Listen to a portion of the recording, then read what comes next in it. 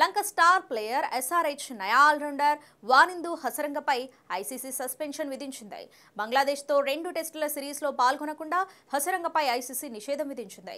ఇటీవల బంగ్లాదేశ్తో జరిగిన చివరి వన్డేలో అంపైర్ నిర్ణయంపై హసరంగా కాస్త దురుసుగా నిరసన తెలిపినందుకు ఐసీసీ ఈ చర్యలు తీసుకుంది. తన టోపీని అంపైర్ నుంచి బలవంతంగా లాక్కున్నాడు. దీనిపై సీరియస్ అయిన ఐసీసీ హసరంగా మ్యాచ్ ఫీజులో 50 అంతేగాక 3 అయోగ్యత పాయింట్లు ఇచ్చింది. దీంతో గత 24 నెలల్లో అతడి ఖాతాలో డీమెరిట్ పాయింట్లు 8కి చేరాయి. ఐసీసీ నిబంధనల్లో ఆర్టికల్ 7.6 ప్రకారం 8 డీమెరిట్ పాయింట్లు 4 సస్పెన్షన్ పాయింట్లుగా మారుతాయి. ఈ కారణంగా అతడు 2 టెస్టులు లేదా 4 వన్డేలు లేదా 4 టీ20 మ్యాచ్లకు నిషేధాన్ని ఎదుర్కోవాల్సి వస్తుంది. ఈ నేపథ్యంలో మార్చి 22 నుంచి ప్రారంభం కానున్న బంగ్లా టెస్ట్ సిరీస్కు అతడు దూరమయ్యాడు. అయితే గతేడాది మార్చిలోనే హసరంగా టెస్టులకు రిటైర్మెంట్ ఇచ్చాడు. కానీ మనసు మార్చుకుని రెడ్ బాల్ క్రికెట్కు అందుబాటులో ఉంటానని తెలిపాడు.